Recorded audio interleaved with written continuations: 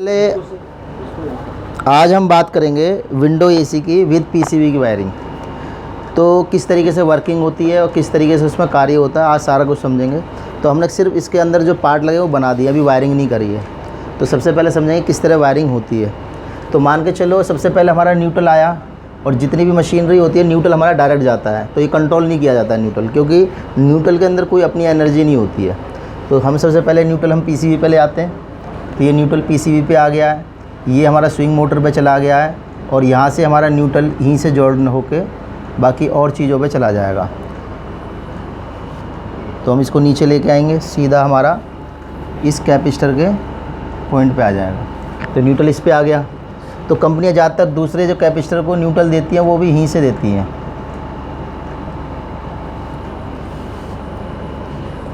तो एक इस पे आ गया। तो क्या हुआ, हमारा इस पे न्यूट्रल आ चुका है, इस कैपेसिटर पे आ गया, फैन मोटर वाले कैपेसिटर पे, और इस वाले कैपेसिटर पे आ गया, कंप्रेसर वाले पे। अभी सिर्फ न्यूट्रल का काम हुआ है। अब हम अपने प्रोडक्ट की वायरिंग भी कर लेते हैं। जैसे आप देख सकते हो, ये आपका ये रनिंग स्टार्टिंग है। ये तो रनिंग स्टार्टिंग है, तो रनिंग वाला पॉइंट कहाँ पे आएगा, हमारे कैपेसिटर के पास। तो हमारा यहाँ कैपेसिटर पे यहाँ पे कनेक्ट हो गया। ऐसे हमारा स्टार्टिंग का है ये। तो स्टार्टिंग हम ऊपर से ले लेंगे, तो यहाँ से हम इसको जंप करके और सीधा हम स्टार्टिंग वाले पॉइंट पे लगा लिया। तो क्या हुआ, हमारे कंप्रेसर की कंप्लीट का वायरिंग होगी, बिना कॉमन वाली नहीं रह गई है, जिसमें हमारा फेस आएगा। अब हम इसकी बात करेंगे। तो अब इसमें भी स्टार्टिंग पॉइंट है, तो स्टार्टिंग वाला पॉइंट हम क्या है, इस कैपेसिटर पे दे देंगे, और रनिंग वाला पॉइंट हम रनिंग वाले पॉइंट पे दे देंगे। अब न्यूट्रल भी हमारी दोनों मोटरों के अंदर चला गया, चाहे कंप्रेसर मोटर हो चाहे हमारी नॉर्मल फ़ैन मोटर हो, क्योंकि मोटर ही है उसके अंदर भी कंप्रेसर। अब हमारी जो वायरिंग है, अब हमारी स्विंग मोटर की वायर, यहाँ पे हमारी 4 रिले लगी हुई हैं। तो ये सबसे पहली जो रिले नीचे की तरफ लगी हुई है, ये ऑटो स्विंग मोटर की है, जो फ्लैप को मूवमेंट कराती है। तो ये हमारी इसके लिए है, और बाकी हमारी लो, मीडियम और हाई है। तो 3 तरह की स्पीड है हमारे पास। तो ये लो आ गई, और ये यहाँ से मीडियम गई, और एक यहाँ से ये हाई। तो मोटर के फेस जो कंट्रोल होके आएगा, देखो हर किसी भी डिवाइस के अंदर हम फेस को कंट्रोल करते हैं। तो फेस चाहे वो फिजिकली कंट्रोल करा जा रहा हो या फिर हम किसी ऑटोमेटिक सिस्टम से करा रहे हैं। तो यहाँ क्या है, अब ऑटोमेटिक सिस्टम से आ गए, इसी पहले मैनुअली कंट्रोल होते थे। अब जो भी स्पीड तय होगी या स्विंग मोटर चलानी होगी, एसी ऑन करना होगा, तो सब हमें रिमोट से ही हमें बैठे बैठे करने से हो जाता है। तो सबसे पहले हमारा जो फेस है हमारा इस रिले में एंटर करता है, और ये रिले अंदर भी नीचे इसके प्रिंट के साथ कनेक्ट होती है, और यहाँ से ही न्यूट्रल ले लिया जाता है, और ये सर्किट को ऑन कर देता है। तो पहले हम पीसीबी में एसी को डीसी करते हैं, फिर हम सिस्टम ऑन करा लेते हैं। तो ये पीसीबी का वर्क है। तो हम पीसीबी के वर्क में नहीं जाएंगे, क्योंकि हम नॉर्मली हम एसी की बात कर रहे हैं। फिर क्या होता है, ये रिले होती हैं, और रिले के एक एक पॉइंट पर ऑलरेडी इस पे 12 वोल्ट सप्लाई डीसी आ जाती है। तो ये क्या होता है, इस पे जब डीसी आपके पास प्लस वोल्टेज आ गई मगर माइनस नहीं आई है, तो रिले के अंदर कांटेक्ट नहीं बन पाएगा, क्योंकि मैग्नेट फील्ड नहीं होगी, क्योंकि सिर्फ अभी उस पर प्लस चला गया, माइनस नहीं आया। और माइनस जो भेजेगी वो ये आईसी भेजेगी, लेकिन इसके आदेश पे। तो क्या होगा, यहाँ पे हमारे 2 सेंसर भी लगे होते हैं।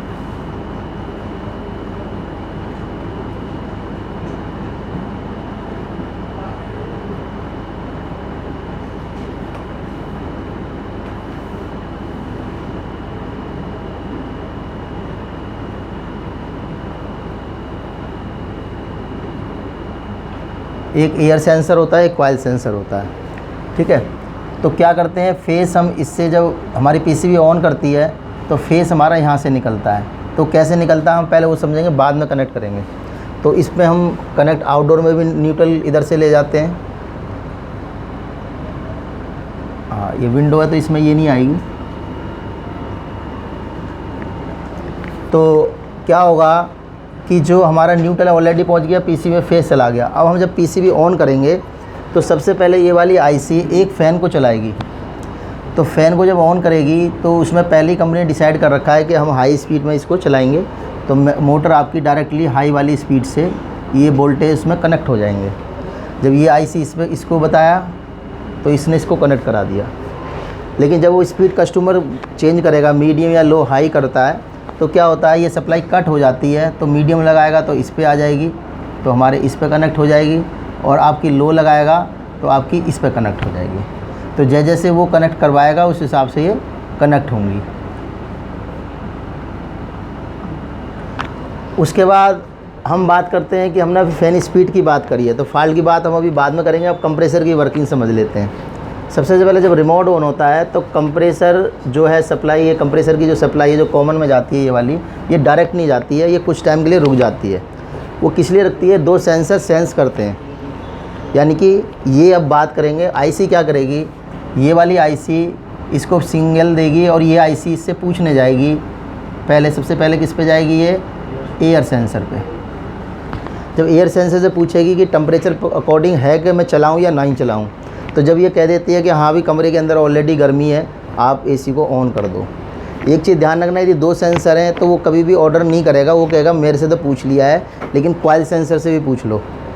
यदि किसी में आपको सिंगल सेंसर भी मिलेगा तो वो आदेश देगा डायरेक्टली, लेकिन यदि उसमें डबल सेंसर लगा हुआ है तो वो डायरेक्टली वो आदेश नहीं देगा। वो क्या करेगा कि हाँ मेरे हिसाब से चला दो, लेकिन कॉइल सेंसर से भी पूछ लो। जब एयर सेंसर का काम ख़त्म हो जाएगा, फिर एक आपका जो सिग्नल है वो सीधा कॉइल सेंसर पे जाएगा। तो कॉइल सेंसर पे जाकर देखेगा, कॉइल सेंसर से पूछेगी कि भाई चला दिया जाए, तो कॉइल सेंसर कहेगी ठीक है अभी तो कोई दिक्कत नहीं है, लेकिन 10-15 मिनट के बाद मैं चेक करके बताऊंगी, यदि कोई दिक्कत होगी तो आपसे बंद करा दूंगी। समझ रहे हो। तो ये कॉइल सेंसर का काम होता है, क्योंकि कॉइल सेंसर का भी काम स्टार्ट नहीं हुआ है। लेकिन यदि चूहे ने खा लिया सेंसर या ऑलरेडी ख़राब हो गया है, तो तब भी आपका क्या कमांड नहीं मिल पाएगी। कोई भी चीज़ कमांड होनी बहुत ज़रूरी है ना, क्योंकि उसको कमांड नहीं मिली तो क्या है, वो चल ही नहीं पाएगा। तो कमांड उससे जब वो लेगी, तो जब कमांड वो कहेगा ठीक है आप ऑन करा दो, मैं 10-15 मिनट के बाद बताऊंगा, तो जब एसी ऑन होगा, ऑलरेडी यदि उसमें गैस लीकेज हुई तो 10 से 15 मिनट चलेगा। तो क्या होगा कि जब वो ठंडा नहीं कर पाएगा कूलिंग कॉइल को, तो कॉइल सेंसर का काम स्टार्ट हो जाएगा। तो कॉइल सेंसर क्या बोलेगा आईसी को कि भाई एसी को बंद कर दो, क्योंकि ठंडा हुआ ही नहीं है। समझ रहे हो ना। तो इन दोनों के अपने अपने काम हैं। तो जब उसी हिसाब से ये इसको ऑन कराते हैं, जो 2 या 3 मिनट का टाइम लगता है वो वही होता है कि एयर सेंसर रूम का टेम्परेचर सेंस कर रहा होता है उस टाइम। भाई 3 मिनट क्यों चलता है, कि क्यों उसे क्या किस वजह से टाइम लग रहा है, क्योंकि एक संग तो कोई टेम्परेचर चेक नहीं होगा। आप भी यदि कोई बुखार कोई चेक करता है, थर्मामीटर डालते हैं, तो टाइम लगता है उसको भी चेक करने में। तो इसीलिए वो जो टाइम लगता है वो आपका आईसी को ये बता देगा। मान के चलो सर्दी का टाइम है, रूम के अंदर ऑलरेडी 18 टेम्परेचर हो रहा है, एसी आपने ऑन कर दिया है, तो वो एसी का कंप्रेसर ऑन नहीं होगा। क्यों नहीं होगा, सेंसर ऑलरेडी आईसी को बता देगा कि ऑलरेडी इतना टेम्परेचर इसके अंदर है ही, तो आप ऑन करने की आपको ज़रूरत नहीं है। तो एसी ऑन ही नहीं होगा, क्योंकि वो एयर का टेम्परेचर सेंस करके बता देगा। तो फिर क्या होगा, जब आपका 3 मिनट का टाइम होगा तो सीधा आपका कंप्रेसर के कॉमन में ये सप्लाई चली जाएगी। तो जब सप्लाई चलेगी, न्यूट्रल ऑलरेडी हमारा पहुंचा हुआ है, तो क्या होगा, हमारा कंप्रेसर ऑन हो जाएगा। लेकिन जैसे ही आपके अंदर रूम के अंदर टेम्परेचर हो जाएगा पूरा, तो एयर सेंसर को मालूम हो जाएगी कि भाई जो टेम्परेचर हमने सेट करा था तो वो हो चुका है। तो फिर क्या करेगा, वो आईसी को आदेश देगा। जो आदेश देगा तो ये आईसी फिर छोटी आईसी से कह के आपके रिले को बंद करा देगी, क्योंकि जो रिले के लिए जो कॉइल होती है, तो सेम इसको भी 12 वोल्ट दिए जाते हैं, और इसको ये फिर ये माइनस देती है। समझ रहे हो। तो क्या होगा कि रिले ऑन ऑफ कराएगी।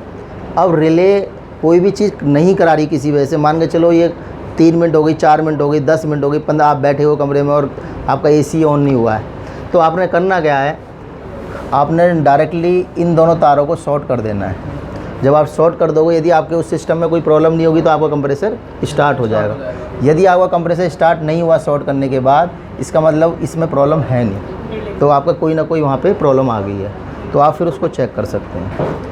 अब रही मोटर की बात, मोटर की जो स्टेप है, जो स्पीड है, लो मीडियम हाई, तो अब इस स्टेप की बात आ रही थी कि जैसे हमने मोटर चलाई और मोटर ऑन नहीं हुई, लेकिन हमने जब वो उसका स्टेप चेंज कर दिया, मीडियम या लो डाल रहे हैं, तो वो चल रही है। तो उस केस में क्या होगा, या तो ये स्विच ख़राब हो गया जो रिले लगी हुई है ये वाली, या तो ये रिले ख़राब हो गई है। रिले ख़राब होने के 2 कारण हैं, या तो उसको वोल्टेज ही नहीं आ रहे हैं, और या फिर वो खुद ही ख़राब हो गई है।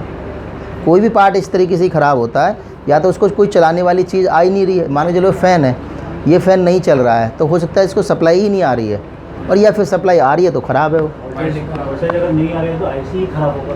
नहीं, देखो यदि वोल्टेज नहीं आ रहे हैं तो देखो जो इसके अंदर आईसी का इलेक्ट्रॉनिक सिस्टम का काम आ जाता है, तो वो आपका इलेक्ट्रॉनिक सिस्टम वाले चेक करेंगे किस वजह से नहीं आ रहे हैं, ठीक है। तो बहुत सारे पार्ट लगे होते हैं इसके अंदर, तो रिले पे जब वोल्टेज नहीं आ रहे हैं तो इलेक्ट्रॉनिक सिस्टम काम नहीं कर रहा है। तो उस केस में यदि आपकी मान के चलो 2 स्पीड आपकी चल रही हैं और एक आपकी नहीं चल रही है तो आप क्या कर सकते हो, जो स्पीड नहीं चल रही है इस वायर को हटा दो आप, ठीक है ना। ये आपने तार हटा दी, और जो इसकी रिले है तो इन दोनों को एक साथ अटैच कर दो। अब क्या 2 स्पीड पे काम करेगी मोटर। सर ये हाई नहीं चल रही है हमारी, तो हम इसको मीडियम पे कनेक्ट कर देंगे। हाँ, तो मीडियम, अब आपने क्या, मीडियम और हाई एक ही हो गई हैं, लेकिन लो काम करेगी उसकी। यदि आपकी 2 स्पीड ही ख़त्म हो गई हैं तो आप ये वाली तार भी हटा दो, अब आप तीनों को अटैच कर दो। क्योंकि रिले जब भी कोई सी भी रिले कनेक्ट करेगी तो क्या करेगी वो, एक क्योंकि वायरिंग कभी शॉर्ट नहीं, फेस टू फेस वही वाला फेस को यदि कहीं से और ला के उसमें एंटर कर दोगे तो वो कभी भी शॉर्ट नहीं होगा, समझ रहे हो। माने चलो ये फेस है और ये हमारी रिले है, और इस फेस को इसमें जाके हम निकालते हैं, समझ रहे हो ना। अब हमने ये फेस यहाँ ऑन कर दिया, और एक रिले और लग रही है और ये भी इसी फेस को लेके ऑन करा रही है, तो ये फेस कभी शॉर्ट नहीं होगा क्योंकि फेस वही है, तो ये शॉर्टिंग में नहीं आएगा। हमने क्या करा कि रिले गलती से कस्टमर ने हाई पे डाल दी, और यदि हमने यहाँ इसको शॉर्ट नहीं करा और वायर ऑलरेडी हटी हुई है तो यहाँ क्या है, मोटर ही नहीं चलेगी, क्योंकि करंट क्या है यहाँ पे तो आ गया लेकिन सिस्टम में गया ही नहीं। लेकिन हमें क्या करना है, हमारी ये वाइंडिंग ओके है तो हम इस वाली वाइंडिंग में डाल देंगे करंट को, समझ रहे हो। तो आप इस तरह मोटर को आप चला सकते हो। आपकी 1 स्पीड ख़राब हुई हो, 2 स्पीड ख़राब हुई हो, तो 2 स्पीड तक आप चला सकते हो। पहले LG जो कंपनी है वो 4 स्पीड की मोटर बना दी थी, अब तकरीबन सबने 3 स्पीड की कर दी है। तो स्पीड कोई भी कभी भी आपको लगता है कि मोटर की स्पीड चली गई है तो आप किसी भी 1 स्पीड भी आपके पास बाकी है तो आप मोटर को रेगुलर चला सकते हो। लेकिन आपकी यदि स्पीड चेक करनी है कि भाई स्पीड कौन सी मेरी कहीं स्पीड में प्रॉब्लम है भी या नहीं है, तो मान के चलो जब हाई पे चल रही थी तो आप इस वाली वायर को हटा के कहीं से भी आप फेस कनेक्ट करके इसको डायरेक्ट चला के देख सकते हो, क्योंकि न्यूट्रल ऑलरेडी आया हुआ है। तो एक यही तो फेस है आपका, सब जगह यही घूम रहा है, तो यही फेस आपका यहाँ पे आ रहा है इनको ऑन कराने के लिए, और यही वापसी जा रहा है तो जो आसान काम है वो करना है हमने यहाँ से, समझ रहे हो। ऐसे नहीं है ये बल्ब नहीं जल रहा है तो सबसे पहले हम बोर्ड खोल के बैठ जाएंगे, नहीं, पहले हम बल्ब को चेक करेंगे, क्योंकि सबसे आसान जो काम होता है वो किया जाता है। तो आप मोटर को इस तरह चला सकते हो यदि मोटर की वाइंडिंग चली गई है, और यदि आपकी मान के चलो कोई रिले ही काम नहीं कर रही है, समझ रहे हो, तो तब भी आपने फिर 1 स्पीड हटा के रखनी है। लेकिन स्पीड को कभी भी एक साथ कनेक्ट नहीं करना है, ध्यान रखना। जैसे 3 तार हैं, तीनों स्पीड ओके हैं, मगर आपकी रिले में कोई प्रॉब्लम आ रही है, तो ऐसे नहीं करना है कि भाई अब मेरी 2 रिले काम कर रही हैं तो मैं इस पर लो डाल रखी है, इस पर मीडियम डाल रखी है, अब मेरे पास ये जो हाई वाली है ये रिले ख़राब है तो ये तार नहीं डालनी है। भाई किसी चीज़ को आप या तो बंद कर सकते हो या चला सकते हो, कोई काम हो सकते हैं एक साथ चल जाएं, गाड़ी चल भी जाए रुक भी जाए, ऐसा होता है। तो उसमें क्या है कि लो हाई दो में तो क्या हुआ, वहाँ मोटर कन्फ्यूज हो जाएगी, लो और मीडियम इकट्ठा हो, ठीक है ना। तो आपने मोटर एक ही बार में एक ही स्पीड पे चलेगी, ऐसे नहीं है लो मीडियम तीनों स्पीड एक संग चल जाएंगी, ठीक है ना तो ऐसे नहीं करना कभी भी। ऐसा सर हम जब करेंगे जब हमारी क्या कहते हैं दोनों, हाँ, यदि जब आपकी वाइंडिंग ही ख़राब है तब आप करोगे, हाँ। लेकिन यदि वाइंडिंग आपकी तीनों ओके और पीसीबी में एक रिले ख़राब है तो बहुत से कस्टमर इंजीनियर सोचता है यार टाइम मैं क्यों बर्बाद करूँ, मैं ऐसे ही कह दूँगा जी ठीक कर दी सब कुछ, 1000-1200 ऐसे ही दे देगा, तो क्या पीसीबी लेके जाऊँ और भी काम करना है, तो वो इस तरीके से कर देते हैं। देखो काम करना आना चाहिए, लेकिन प्रॉपर आने से क्या है बहुत बेनिफिट होते हैं, उससे क्या होता है कि हम अच्छी तरीके से काम कर पाते हैं। तो कभी भी ध्यान रखना कि फेस डायरेक्ट नहीं लगाने, फेस हमेशा मोटर यदि तीनों वाइंडिंग ओके हैं तो उस वाइंडिंग को बिल्कुल डिस्कनेक्ट कर दो और टेप लगा दो उस पर, तो आपकी जितनी स्पीड आपकी चल रही है उसी पे आप चलाते रहो, समझ गए। कोई सवाल है पूछो इसमें, ठीक है, कोई सवाल है तो पूछो, कर दो तो आप कर दो, कुछ कर